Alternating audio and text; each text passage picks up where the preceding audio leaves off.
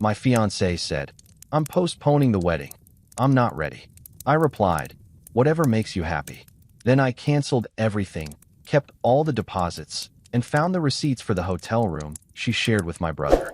I just smiled because her cold feet was about to cost them both their inheritance from my family. I 32 male had been with Vanessa 29 for 5 years when she dropped the bomb that destroyed everything. We met at a charity gala in Chicago. I was there representing my family's real estate development company, and she was working as an event coordinator. She had this magnetic energy that drew everyone to her, and I fell hard and fast. Our relationship moved quickly. Within a year, we were living together in my downtown condo. Within 3 years, I proposed on a beach in Maui at sunset. She cried, said yes, and immediately started planning what she called the wedding of the century. I didn't care about the details. I just wanted to marry her. My family loved Vanessa. My parents, Richard and Patricia, treated her like the daughter they never had. My younger brother, Jason, 28, became one of her closest friends. They'd grab lunch together, text constantly, and she'd always say how lucky she was to have such a cool future brother-in-law. I thought it was great that my family and my future wife got along so well. The wedding was scheduled for June 15th at the Brookfield Botanical Gardens. We'd booked everything 8 months in advance. The venue, the caterer, the photographer, the band, even the ice sculpture Vanessa insisted we needed. The budget had ballooned to $180,000, but my parents offered to cover half as an early wedding gift. Everything was perfect, until 3 weeks before the wedding, when Vanessa came home looking pale and anxious. "We need to talk," she said, sitting down on the couch without even taking off her coat. My stomach dropped. Those 4 words never lead anywhere good. "What's wrong?" "I think we should postpone the wedding." She wouldn't meet my eyes. I'm not ready. Everything's moving too fast, and I need more time." I stared at her, trying to process what I was hearing. "Vanessa, we've been engaged for 2 years. The wedding is in 3 weeks. All our friends and family have made arrangements. What do you mean you're not ready? I don't know how else to explain it." She stood up, pacing the living room. "I love you, I do. But marriage is forever, and I just need more time to be sure. Can't you understand that?" Every instinct told me something was wrong. This wasn't normal cold feet. This was something else. But I learned over 5 years that pushing Vanessa when she was emotional never worked. She just shut down completely. "Whatever makes you happy," I said quietly, even though my chest felt like it was caving in. She looked relieved, almost too relieved. "Really? You're not mad?" "I'm confused and hurt, but if you need time, you need time. We'll figure it out." She hugged me, and I held her, but something felt off. She felt distant, like she was already gone. That night, she stayed at her best friend Lauren's apartment, said she needed space to clear her head. I sat alone in our condo, staring at the wedding binder on the coffee table, and tried to figure out where everything had gone wrong. The next morning, I started making calls. The venue, the caterer, the photographer, everyone needed to know about the postponement. That's when I discovered something interesting. Most of our deposits were non-refundable, but a few vendors had cancellation policies that would return money if we canceled within a certain time frame. I'm not proud of what I did next, but something in my gut told me to protect myself. I canceled everything, not postponed, canceled.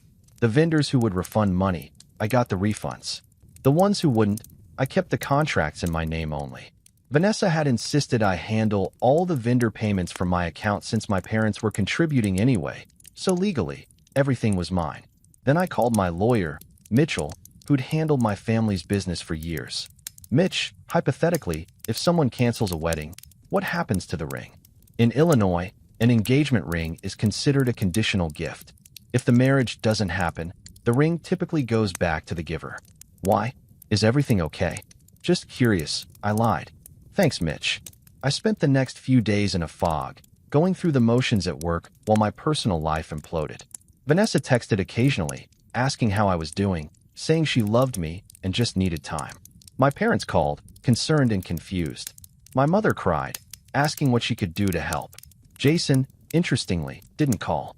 My brother, who usually checked in on me at least twice a week, went completely silent. I thought maybe he was giving me space, processing the news. I didn't think much of it, until I found the receipt. I was looking for our insurance documents. Vanessa had asked me to send her information for her car policy. and I was going through the desk drawer we shared. That's when I found a crumpled hotel receipt shoved in the back, hidden under a stack of old takeout menus. The Langham Hotel. Room 1247. 2 nights. Checked in April 3rd, checked out April 5th. The weekend Vanessa told me she was at a conference in Milwaukee for work. My hands started shaking. I looked closer at the receipt. 2 key cards issued. Room service for 2. Late night champagne delivery. I pulled out my phone and checked my calendar. April 3rd was also the weekend Jason told me he was camping with his buddies upstate. I remember because I'd offered to lend him my sleeping bag, and he'd said no, he was borrowing one from a friend. No. Not Jason. Not my brother. But the pieces started falling into place with horrifying clarity. All those lunches. All those texts. The way Vanessa always knew Jason's schedule. The way Jason always seemed to be wherever Vanessa was. How they'd both been acting weird since March. Quieter, more secretive. I sat at that desk for 2 hours, just staring at the receipt. Then I did something I'm not proud of. I went through Vanessa's laptop, the one she kept at the condo for when she worked from home. She'd left it there when she went to Lawrence. Her email was still logged in. And there, in a folder labeled Project Venus, that I'd always assumed was work-related, I found everything. Months of emails between Vanessa and Jason. Starting casual, friendly, then flirtatious, then explicit. Plans to meet up. Discussions about how guilty they felt. Conversations about how they'd fallen in love but didn't know how to tell me. The most recent email, dated 2 days before Vanessa asked to postpone the wedding. I can't do this anymore. I can't marry him when I'm in love with you. I'm going to ask for a postponement and figure out how to end things without destroying the family. I know this will hurt him, but staying would hurt him more in the long run. Meet me at Lauren's tomorrow night. She's covering for me. We need to decide what we're doing. Jason's response, I love you. We'll figure this out together. He'll understand eventually. He has to. I closed the laptop and sat in complete silence. My fiancé and my brother. The 2 people I trusted most in the world, besides my parents. They'd been having an affair for months, and I'd been completely blind to it. The rage came later. In that moment, I just felt cold. Calculating. If they wanted to destroy my life, I'd make sure they paid for it. I called Mitchell back. I need to see you tomorrow. Bring everything related to my family's estate planning. What's going on? Just do it. Please. The next day, I sat in Mitchell's office and laid out everything I'd found. He listened, his expression growing darker with each detail. Jesus Christ, he muttered when I finished. Your own brother. I need to know, what can I do? Legally, financially, anything. Mitchell pulled out a thick folder. Well, let's start with the obvious. You're the primary beneficiary of your parents' estate. Your father updated his will last year after his health scare. You probably don't know this, but he has stage 2 prostate cancer. Treatable, but it scared him enough to get his affairs in order. I felt sick. My dad was sick, and I'd been so wrapped up in wedding planning I hadn't noticed. He didn't tell me. He didn't want you to worry. But the point is, his estate is worth approximately $42 million. Real estate holdings, investments, the business itself. The will currently splits everything 60-40 between you and Jason, with you getting the controlling share of the company since you're the one who's been actively involved in running it. What happens if Jason is removed from the will? Mitchell leaned back in his chair. Your father included a morality clause. I helped draft it. Basically, any beneficiary who engages in behavior that causes severe harm to another beneficiary or to the family reputation can be removed from the will at your father's discretion. This kind of clause isn't uncommon in wealthy families. Would an affair with my fiancé count? Absolutely. It's textbook grounds for disinheritance under the clause. Same applies to your mother's estate. She has a similar provision. He paused. But you need to think carefully about this. Exposing them will blow up your entire family. They already blew it up, I said flatly. I'm just making sure they understand the consequences. Over the next week, I built my case methodically. I made copies of everything, the emails, the hotel receipt, the text messages I found when I checked our phone records online. I documented every lie, every secret meeting, every moment they'd betrayed me. I also started quietly liquidating shared assets. The joint savings account Vanessa and I had opened to save for a house down payment. I transferred my contributions back to my personal account, leaving only her contributions.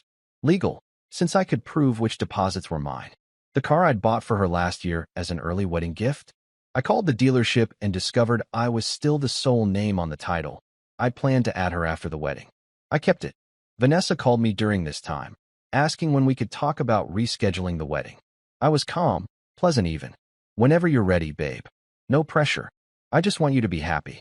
She sounded relieved. You're being so understanding. I love you so much. I just need a little more time. Take all the time you need, I said, and I meant it. The longer she took, the more I could prepare. Jason, meanwhile, had finally reached out. Hey man, sorry I've been MIA. Work's been crazy. Want to grab a beer this weekend? Sure, I said. Let's do it. We met at our usual spot, a sports bar near my office. Jason seemed nervous, fidgeting with his beer bottle, not quite meeting my eyes. So, he said carefully, I heard about the wedding. That's rough, man. You doing okay? I'm managing, I said, taking a sip of my own beer. You know how it is. Sometimes things don't work out the way you planned. Yeah, but still, that's gotta hurt. He paused. Vanessa really loves you, though. I'm sure she'll come around. The audacity of him sitting there, pretending to comfort me while he was sleeping with my fiancée, was almost impressive. You think so? I asked, watching his face. Definitely. She talks about you all the time. She's just scared, I guess. Marriage is a big deal. She talks about me all the time? To you. He blinked, realizing his mistake. I mean, yeah, we're friends. She confides in me sometimes. As your brother. Right. As my brother. I smiled. That's good to know. That you're both looking out for me. The guilt on his face was almost satisfying. Almost. 2 days later, I invited my parents to dinner at my condo. I told them I needed to discuss something important about the wedding. They arrived looking concerned, my mother carrying a container of my favorite cookies. Sweetheart, what's going on? Mom asked, setting the cookies on the counter and pulling me into a hug. Your father and I have been so worried. Dad looked tired, thinner than I remembered. Mitchell was right. He was sick, and I'd been too distracted to notice. Sit down, I said. Both of you. This is going to be difficult. I laid it all out.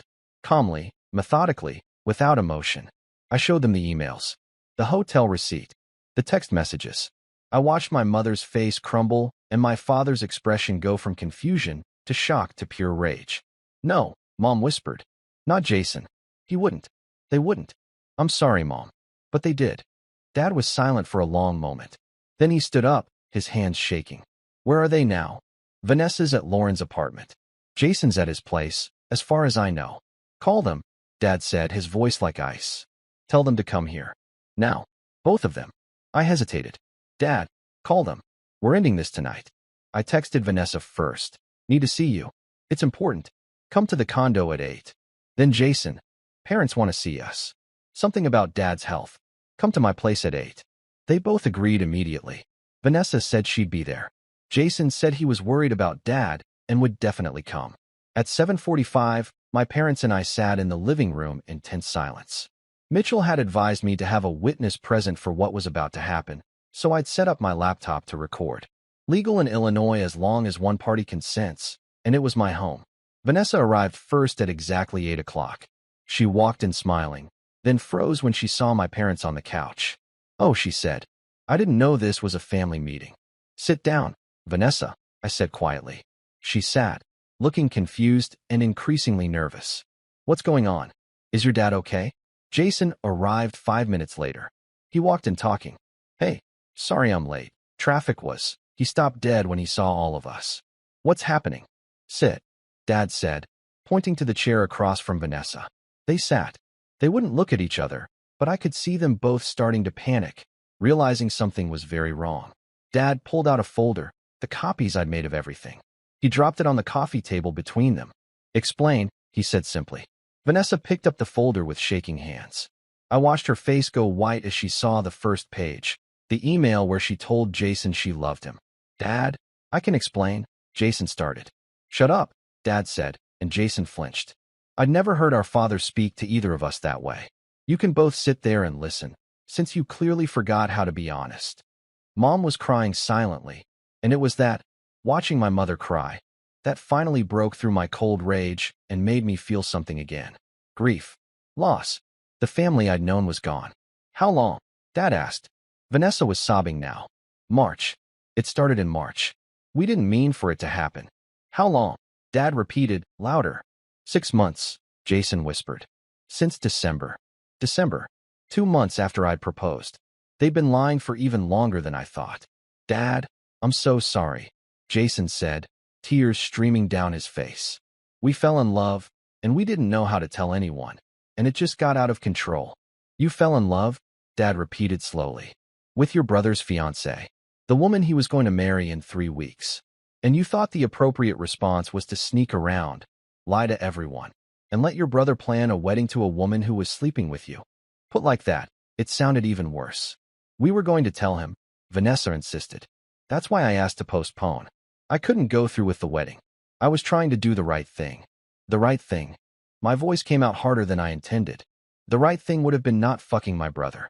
The right thing would have been breaking up with me before you started your affair. The right thing would have been literally anything other than what you did. I know, she sobbed. I know, and I'm sorry. I love you, but I'm also in love with Jason, and I didn't know how to choose. You don't get to choose anymore, I said. I'm done. We're done. I want my ring back, and I want you out of my life. She started to protest, but I held up my hand. I've already canceled the wedding. All of it. The deposits that were refundable, I got back. The ones that weren't, I kept, since they were all paid from my account anyway. The car I bought you? It's being repossessed tomorrow. Turns out you can't keep a gift when the engagement ends. The money in our joint account? I took my half. Your stuff is being packed as we speak by movers I hired. It'll be in storage, and you have 30 days to get it before I donate it all. Vanessa looked stunned. You can't. I can, and I did. You can check with a lawyer if you want, but Mitchell already confirmed it's all legal. Now give me the ring. She slowly pulled off the engagement ring, a 3-carat diamond that had cost me $35,000, and handed it over. Her hands were shaking so badly, she almost dropped it. Now leave, I said. I never want to see you again. She looked at my parents, as if they might intervene, but Mom just shook her head, still crying. Vanessa stood up slowly and walked to the door. She paused, looked back at Jason, and whispered, "Call me." Then she was gone. Jason sat frozen, staring at his hands. "I'm sorry," he said again. "I'm so sorry." "Tell me why," I said. "That's all I want to know. Why would you do this to me?" He looked up, and I saw real anguish in his eyes. "I don't know. I didn't plan it. We were just spending time together, and she was so easy to talk to. And one day we were having lunch, and she was upset about wedding stress, and I comforted her, and it just happened. And then it kept happening. And I knew it was wrong. I knew I was destroying everything, but I couldn't stop." "So you're weak," I said flatly. "That's your excuse. You're weak and selfish, and you chose 5 minutes of pleasure over your entire family." "It wasn't like that." "Then what was it like, Jason? Explain it to me. Make me understand how my little brother, the person I've protected and supported my entire life, could betray me like this." He had no answer. Just more apologies, more tears, more excuses. Dad finally spoke again. "I'm changing my will. As of tomorrow, you're getting nothing. The business, the properties, the investments, all of it goes to your brother. The trust fund your grandfather set up for you will be donated to charity. The apartment I bought you 3 years ago, I'm selling it. You have 60 days to find a new place to live." Jason's face went gray. "Dad, please. I'm not done. Your mother and I are changing our wills too. You'll get nothing from either of us. Your sister might leave you something when the time comes. That's her choice. But from us, you're done. You're still our son, and we'll always love you. But you will not profit from this family after what you've done." "You can't cut me off completely," Jason said, panicking now. "I have rights." "Actually, you don't." Mitchell's voice came from the laptop speaker. I called him in on video before Vanessa and Jason arrived. "Your father included a morality clause in all family estate documents. Your actions constitute grounds for complete disinheritance. If you try to contest it, we'll tie you up in court for years, and you'll spend every penny you have on legal fees before you see a dime. Your best option is to accept this and move on." Jason looked at me, desperate. "Please, don't let them do this. I'm your brother. You stopped being my brother when you slept with Vanessa," I said. "Now you're just someone I used to know." The next few weeks were brutal. The story got out. In wealthy circles, scandals like this spread fast. My parents received sympathy. Jason and Vanessa were ostracized. Vanessa lost several high-profile clients who didn't want to work with someone known for that kind of betrayal. Jason was quietly pushed out of the family business and had to find work elsewhere, starting over at 28 with no connections and a reputation in ruins. My parents followed through on everything. The will was changed, the apartment sold, the trust fund dissolved. Jason moved into a small studio apartment in a bad neighborhood and got a job in sales at a company that didn't know his history. Vanessa and Jason tried to make their relationship work. They destroyed everything for each other, so they might as well try, right? But it fell apart within 3 months. Turns out a relationship built on lies and betrayal isn't a strong foundation. Who knew? The last I heard, Vanessa moved to California to start over. Jason still lives in Chicago, but I never see him. My parents maintain minimal contact, birthday cards, the occasional phone call, but the relationship is irreparably damaged. As for me, I threw myself into work. I took over more responsibilities in the family business, and I've been successful at it. I started therapy to work through the betrayal and trust issues. I went on a few dates, though nothing serious yet. I'm not ready. My father's cancer treatment is going well. He's in remission now, and we've grown closer through all of this. My mother started volunteering at a women's shelter, channeling her pain into helping others. We have family dinners every Sunday. Just the 3 of us now, but that's okay. We're healing. The engagement ring? I sold it. Got $28,000 for it. Less than I paid, but still a decent amount. I donated half to a charity that helps children of divorce and used the rest to take my parents on a trip to Italy, something they'd always wanted to do. Sometimes people ask if I regret how harshly I handled things. If I think I went too far, destroying Jason's financial future and ending Vanessa's career in Chicago. The answer is no. They made their choices, and choices have consequences. They wanted to betray me, to lie to my face while planning their future together. They got exactly what they deserved, each other, at least temporarily, and the loss of everything else. And me? I'm still standing. Hurt, yes. Changed, definitely. But still here, still moving forward, with a family that truly has my back and a future that, while different from what I planned, is entirely mine.